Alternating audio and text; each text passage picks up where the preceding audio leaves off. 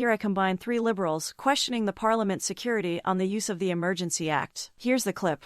To Mr. Nackby. Mr. Nackby, you have 5 minutes. Thank you very much, Chair, and I'll be, of course, addressing the witnesses through you. Let me first of all start by also extending my gratitude to all the members of Parliamentary Protective Service for their incredible job they do every day to keep this place safe, and especially during the very difficult time during the occupation. Let me just start broadly from the aspect of protests. We often witness protests, peaceful protests that takes place on Parliament Hill. Can you just, in general terms, give us the process that people have to go through in order to be able to protest at the Hill? Through you, Mr. Chair. Thank you for your question. There is a process to make application for use of the Hill, as Ms. Lacroix stated in her opening remarks. That's governed through both speakers, through herself and Mr. McDonnell. My only comment is that the service ensures that there's safe and open demonstrations. There's demonstrations that happen every day, and that's where the service trains itself to ensure that those that want to come to Parliament Hill can and be safe in a safe environment to do so. Was the process followed in the instance of the convoy protest that we are discussing in this particular committee? I'm not alive or aware of any submission of a permit request to protest during that time. Thank you. And in your experience and the experience of PPS, would you categorize the protests that we saw as safe or peaceful? It had moments of concern. Can you elaborate on that, please? As the acting director for it's my role in leading the organization to ensure that parliamentarians, staffers, and members of the public have a safe place to come to work. It's also my job to be to look at what's happening, particularly on the exterior, and to ensure that proper posture is in place to ensure the safety of parliamentarians. I've said before, during those days of the occupation, I had some concerns about safety, particularly on our parliamentarians crossing Wellington Street and coming up to West Block. I was happy in the end that nothing major came to play, but it's one of those things that I will always have to err on the side of caution when it comes to protecting Parliament. I'll pose this question to all 3 of you, and if you have all of you can answer this question in my limited time, is that in your experience and the experience of Parliamentary Protective Services or its predecessors, have you ever seen a protest of the magnitude and the nature that we witnessed in January and February of this year? Start with Mr. McDonald. No. Mr. Brookson? No. Ms. Lacroix? No. So it was a quite unique event. How concerned were you for the safety of PPS officers who are responsible to keep all of us and the staff safe? Every day I had that concern of safety for my protection officers. Was that a live issue that was discussed among the leadership? Every advancement that we do at delivering the mandate takes everything into consideration, including the safety of our protection officers and staff. You, Mr. Brookson, in your comments, you mentioned that the mandate of PPS is to protect member staff and visitors. Let me focus on visitors. Were you concerned for the safety of visitors who are usually frequent Parliament Hill?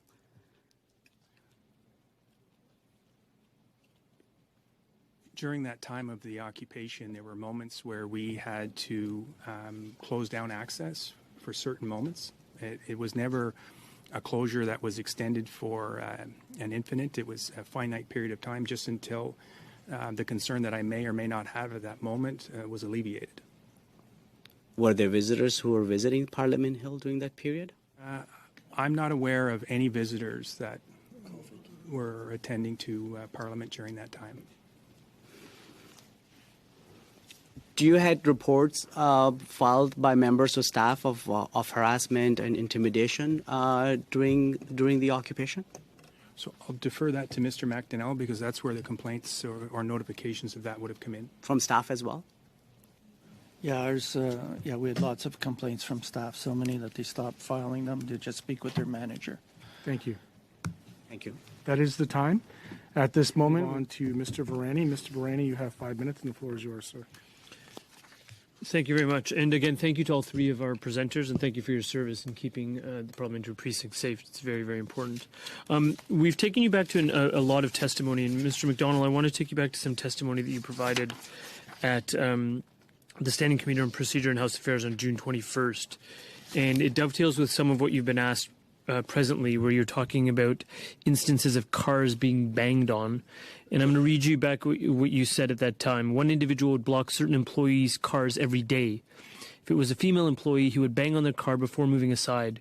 We had one instance when, just before coming up the steps off Wellington, a female employee was accosted by a gentleman who tried to throw a bag of what appeared to be human feces on her.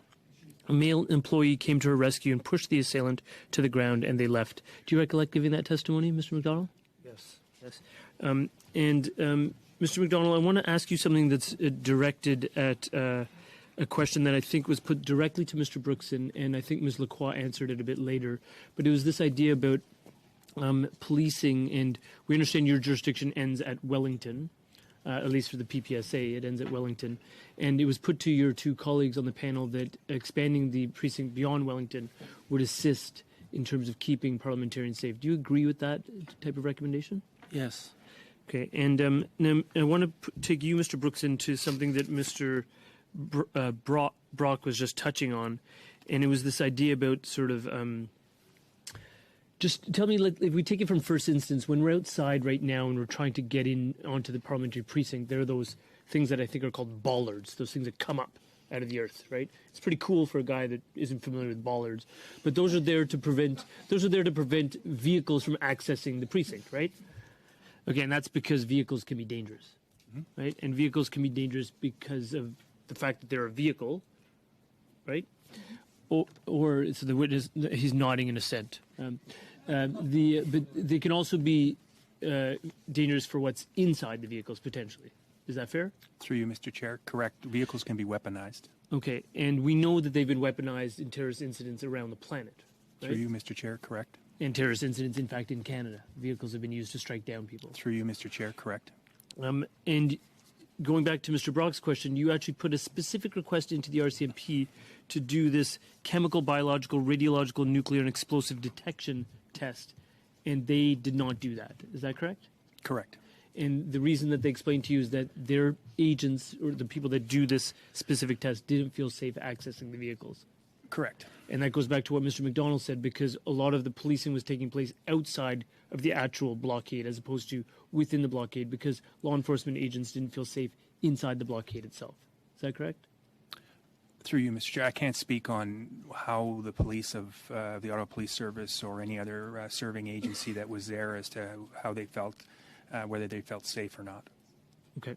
And I guess if you're faced with that sort of situation, I mean, you guys are the law enforcement experts, not me, but if you can't figure out what's in the vehicles, I guess one of the other options is to just move the vehicles.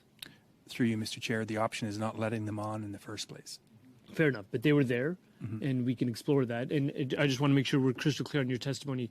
It was that to Mr. Senator White that you had actually suggested a freeze of Wellington 1 week prior to the blockaders arriving in Ottawa, and that request that you put to the Ottawa Police Service was effectively rebuffed. Correct. Through you, Mr. Chair. Sorry. Right. So now that we've got a situation where the vehicles are on the territory, you can't find out what's in the vehicles, then I guess your only option is to try and have the vehicles removed from the territory as a means of keeping through you, the Mr. area Chair. safe. The biggest challenge I had is I didn't have authority of Wellington Street. Right. But when the Emergencies Act declaration comes into force, there are things such as towing provisions that are empowered, and those vehicles were eventually removed after the EA declaration was put in place. That's correct? Through you, Mr. Chair, that's how it was conducted within the policing partners, but the service had no role in that. Okay, and just in these last 30 seconds, you talked a bit in response to questions put by Mr. Green about your concerns about potential ideologically motivated extremism, right? Through you, Mr. Chair, correct. And that was informed by a bit by what you had observed at Coots, but also by what you were observing here in Ottawa. So you had a level of heightened concern about potential IMVE here in Ottawa. Through you, Mr. Chair, correct. And was that threat assessment heightened by virtue of what you witnessed in terms of certain flags or types of things being displayed, such as swastika flags? Would that have heightened your risk assessment? It's important that the intelligence, the protective intelligence unit of the service does a great job, as with working with our partners, on doing that capture, that open source capture of what's the messaging, what's going back and forth. And that's the information that I'm talking about that elevates my concern as to what's happening within the precinct. Thank you.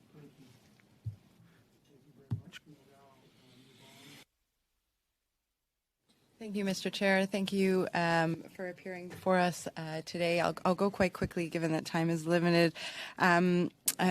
Brookson, you indicated that at no time was the precinct breached, but isn't it true that you were blocking access to Parliament Hill? I came to the chamber every single day during the convoy, and I was instructed to go through a very specific entry point, at which point I had to present ID. So isn't it true that you actually blocked access to the precinct?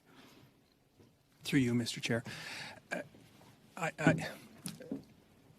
During times of heightened security measures, there's going to be some heightened restrictions, and my apologies if there was any sort of element of you feeling that you were blocked from coming to work. The service does what it can at doing what it needs to do. We continue to work, and I know we had to augment and shift points of entry that we felt was the safest for our parliamentarians. But that's in part why there was no breach of the precinct, because you, in fact, blocked access to the precinct. And you mentioned earlier that you didn't know what was in the vehicles that were on Wellington Street. You actually testified before the Proc Committee that there was a technology gap, and I'm quoting here. You stated it was considered to be unsafe for some of those members to walk through that street and sense vehicles. And so can you be a little bit more precise as to what your concern was? What could have been in those vehicles? Through you, Mr. Chair. So for me, it's just not knowing what's in those vehicles is what concerns me, without having to have a sense of the specificity. My request in previous testimony was it's not a specialty that the service itself has to do the checking of what vehicles are. That was a request that I made to one of the partners. And Mr. McDonald, you stated in connection to the vehicles on Wellington Street, and I quote, "We voiced our frustration with what was happening. It was almost a daily occurrence." And so you voiced your frustration to the police of jurisdiction. Is that right? We went back through Larry. Our employees were calling in. They weren't getting any sort of response. So they would take their complaints through you, Mr. Chair, excuse me, take their complaints to their managers. And but nothing happened. Nothing ever happened. The police posture was on the outside of the demonstration. They were never on the inside of the demonstration, so there's no police officer to be seen. Thank you. And on Friday, February 18th, I did come to the Hill. I wanted to be in the House of Commons, and I was actually stopped by your staff and escorted home. I was not allowed to attend the House of Commons on Friday, February 18th. Can you explain why? Again, in specific terms, what was the security threat on February 18th? Mr. Chair. The security threat of that day was the commencement of the police operation that was going to walk right down Wellington Street. I had hoped that that would have been cleared prior to the 18th, so the evening of the 17th, but for reasons unknown to me, the policing operation was halted. And so, in effect, did the convoy stop the functioning of democracy temporarily in this country, in your opinion? What I do know is the recommendation from me to the administration was to suspend Parliament for the 18th. Because it was unsafe? I felt it was unsafe, yeah. Thank you.